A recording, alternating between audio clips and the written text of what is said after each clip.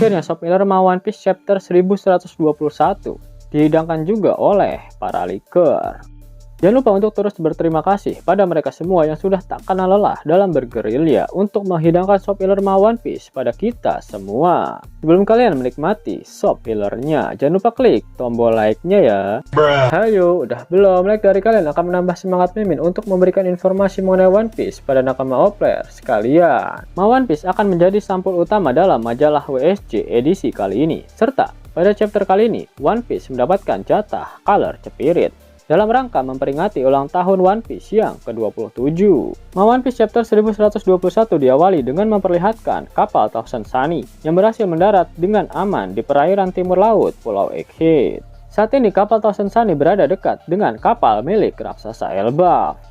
Namun sekarang, di atas kapal milik raksasa Elbaf terdapat si banteng merah Saturn yang pada chapter sebelumnya berhasil melompat naik atas kapal. Tujuan Saturn saat ini adalah untuk menghabisi Kuma dan juga Bonnie karena mereka berdua adalah hasil dari eksperimennya sehingga menjadi tanggung jawabnya. Terlebih lagi, Kuma adalah seorang ras buccaneer yang memang harus dimusnahkan dari dunia ini karena kesalahan fatal mereka di masa lalu. Sedangkan Bonnie sekarang telah menjadi pemegang otoritas tertinggi dalam pengendalian Pasifista.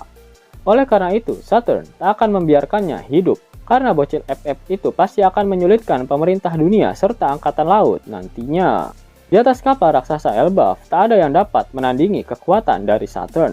Akhirnya Luffy melompat kembali ke atas kapal milik raksasa Elbaf.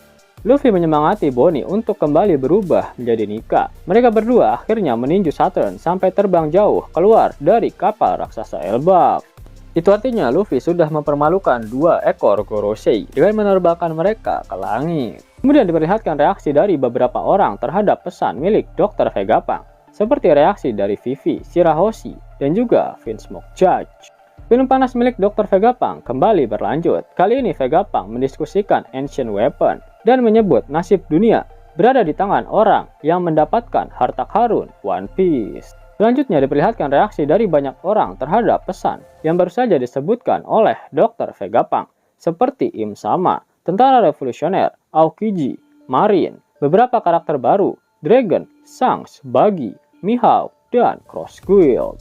Terdapat siluet karakter baru yang sedang memegang pedang dan wajahnya tidak terlihat secara jelas. Namun vibes-nya terasa sama seperti sosok Shanks dan dia merupakan bagian dari keluarga Vigarland. Yap, menarik kok. Terdapat banyak foreshadowing dari Oda jika Shanks memang memiliki saudara. Shanks sudah dikonfirmasi berasal dari keluarga Vigarland yang merupakan salah satu dari bagian Tenryubito. Roger tak sengaja menemukannya di dalam peti harta karun yang didapatkan dari Pulau Cat Valley, pulau yang menjadi ajang perburuan budak dan warga pribumi oleh para Tenryubito saat itu.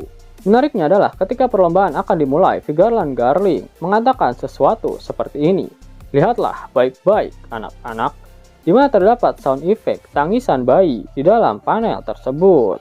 Sepertinya memang Garling sedang berbicara dengan anaknya saat itu. Dan tak hanya satu, karena dia menyebutnya anak-anak. Itu artinya Shanks memang memiliki saudara. Sehingga yang bertemu dengan Kurose saat itu bukanlah Shanks, tapi saudaranya. Oda sengaja menutupi bagian wajah sebelah kiri orang itu dengan cupluk, agar para player terkecoh jika sosok itu adalah Shanks. Selain saudara Shanks, diperlihatkan beberapa siluet karakter yang belum pernah Oda perlihatkan.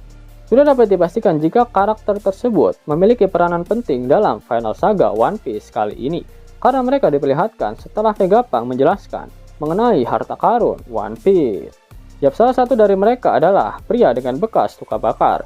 Dia yang saat ini yang membawa Road Poneglyph terakhir, sehingga perannya sangat vital bagi siapa saja yang ingin pergi ke Pulau Laftel untuk mendapatkan harta karun One Piece. Dan itu tak mengherankan jika salah satu siluet dari karakter baru tersebut ternyata adalah Skipper Gaban. Gaban merupakan salah satu kru penting dari bajak laut Roger, di mana dia adalah navigatornya. Sehingga seharusnya dia masih menyimpan titik koordinat dari lokasi yang tertulis di Road Poneglyph. Bahkan titik koordinat dari Pulau Laftel pasti dia juga masih mengetahuinya. Yap, itulah hidangan Shop Illustrator untuk One Piece chapter 1121. Namun sebelum Mimin akhiri video ini, sudilah kiranya kesanak untuk mendengarkan fakta-fakta menarik mengenai One Piece yang berseliweran di dunia maya. Pertanyaan selanjutnya datang dari Emen. Gambarkan pantat pria. Maaf, tapi tolong gambarkan sambil berlutut. Tolong gambarkan pantat setiap anggota pria dari kru topi jerami. Saya mohon. Dan beginilah tanggapan Oda. Tidak, saya tidak akan menggambarnya. Saya tidak tertarik. Pertanyaan selanjutnya ini sangat menarik. Tolong beritahu kami nama dan peringkat pedang milik Fujitora.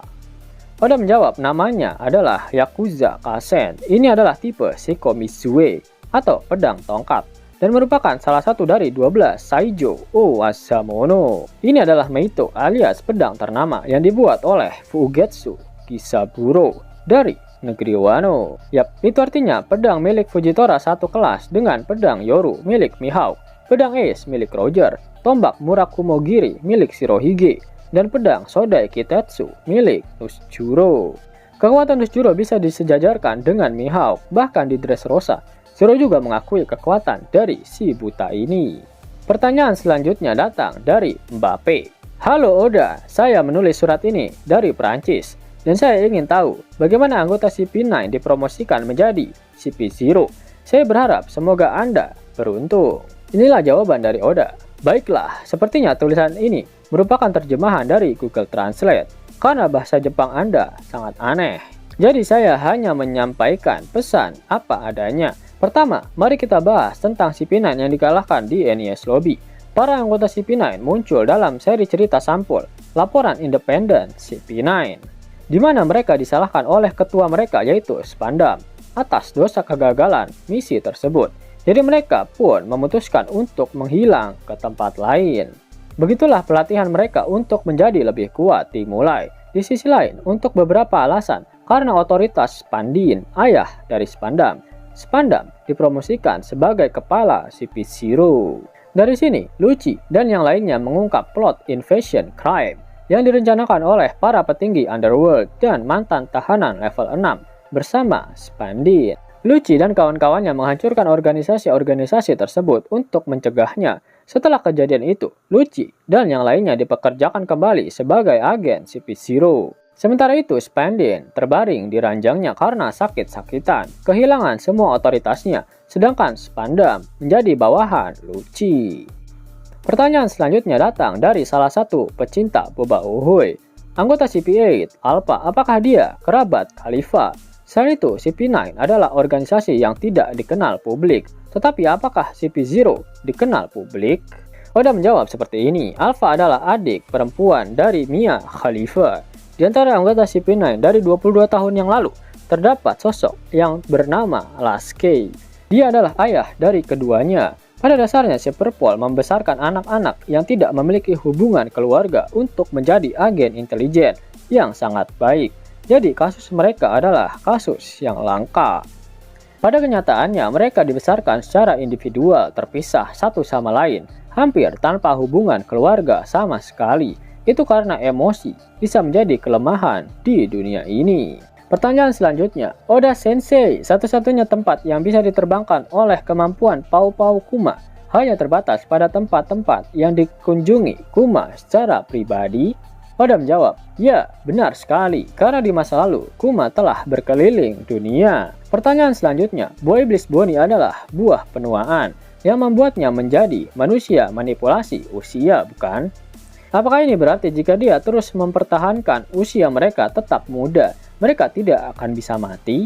Begini jawaban Oda. Jadi, begitukah menurutmu? Tapi di bab 1072, Boni mengatakan ini. Ketika berbicara tentang makhluk hidup, keefektifan tidak akan bertahan selamanya. Jadi, pada suatu saat, efeknya akan lenyap. Nah, itulah video mengenai spoiler dari editor untuk One Piece Chapter 1121. Jika kamu menyukai video ini, jangan lupa klik like, share, dan subscribe channel ini ya, agar kamu semua tak ketinggalan info menarik seputar One Piece.